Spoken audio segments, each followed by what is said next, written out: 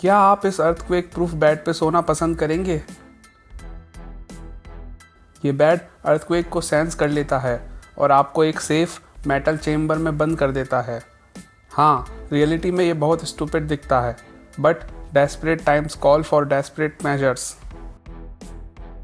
क्योंकि हम अब तक का सबसे पावरफुल अर्थक्वेक एक्सपीरियंस करने वाले हैं, वो भी मैग्नीट्यूड 20 का। इससे कितना डैमेज हो सकता है? क्या इससे हमारे प्लैनेट के टुकड़े टुकड़े हो जाएंगे? और इतना भयंकर अर्थक्वेक आखिर किस वजह से आ सकता है? You are watching another strange amazing episode on Hardy Amazing. And here's what will happen if an earthquake with magnitude 20 hits. Magnitude 20 के अर्थक्वेक को समझने के लिए हमें ये जानना ज़रूरी है कि रिक्टर स्केल क्या होती है। रिक्टर स्केल एक लॉगरिथमिक स्केल है जो अर्थक्वेक से रिलीज होने वाली एनर्जी को नापती है। अब आप सोच रहे होंगे कि लॉगरिथमिक क्या होता है।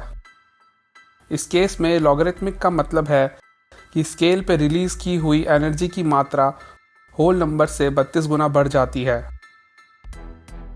फॉर एग्जाम्पल, 2.0 मैग्नीट्यूड का अर्थक्वेक 1.0 मैग्नीट्यूड के अर्थक्वेक से 32 गुना ज़्यादा एनर्जेटिक होगा और एक 3.0 मैग्नीट्यूड का अर्थक्वेक 1.0 के कंपैरिजन में 1000 गुना ज़्यादा पावरफुल होगा।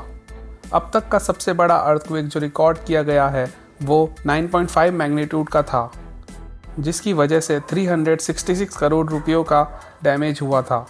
1655 लोग इसकी वजह से मारे गए थे और 20 लाख लोग बेघर हो गए थे। तो मैग्नीट्यूड 20 का अर्थक्वेक कितना बुरा हो सकता है? क्या हमें प्लैनेट छोड़ना पड़ सकता है? इतने बड़े अर्थक्वेक से बचने की तैयारी करने से पहले हमें समझना होगा कि अर्थक्वेक होते किस वजह से हैं।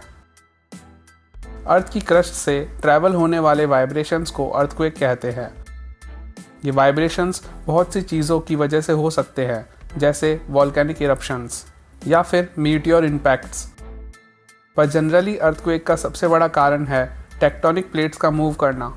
अर्थ की क्रस्ट में ट्रांसफॉर्म बाउंड्री नाम के रीजन पे बनी ये प्लेट्स एक दूसरे के अपोजिट डायरेक्शन में कभी भी मूव कर सकती है। जब ये प्लेट्स डिफरेंट डायरेक्शन में मूव करती है तो उसकी वजह से अर्थ की क्रस्ट में दरार आने लगती है, जिसे फॉल्ट लाइन कहते हैं। ज़्यादातर अर्थक्वेक इन्हीं फॉल्ट लाइंस पे आते हैं। जब ये प्लेट्स एक दूसरे को पुश करती है तो उससे फ्रिक्शन बनता है और अगर वो फ्रिक्शन इनफ होता है तो उससे ये प्लेट्स लॉक हो जाती है और स्लाइडिंग स्टॉप हो जाती है।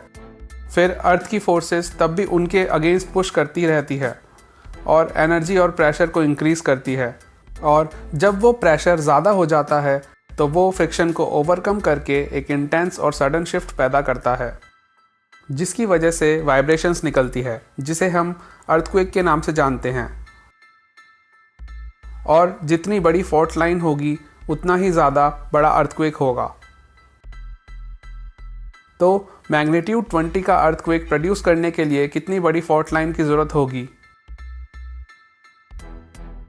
वैसे अगर मैग्नीट्यूड 10.5 का अर्थक्वेक होता तब 80,000 किलोमीटर की फॉल्ट लाइन बनती, और क्योंकि अर्थ का सरकमफ्रेंस ही 40,000 किलोमीटर का है तो 10.5 भी नामुमकिन है। तो ये सब देखते हुए मैग्नीट्यूड 20 का अर्थक्वेक इम्पॉसिबल है।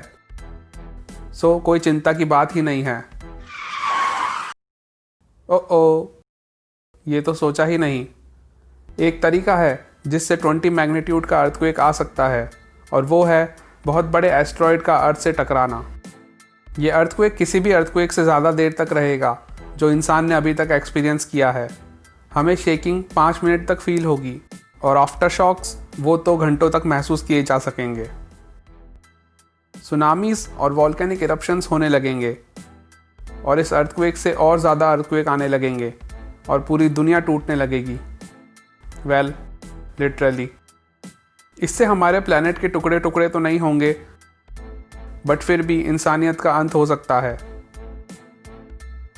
पर गुड न्यूज़ ये है कि ऐसा कोई बड़ा एस्ट्रॉयड अगर अर्थ की तरफ आ रहा होगा तो हमें बहुत पहले ही उसका पता चल जाएगा। तो हम उसके लिए प्रिपेयर कर सकते हैं और ये प्लैनेट छोड़कर जा सकते हैं। बट क्या हम अर्थ को छोड़कर जा सकते हैं? वेल, उसके बारे में किसी और एपिसोड में बात करेंगे।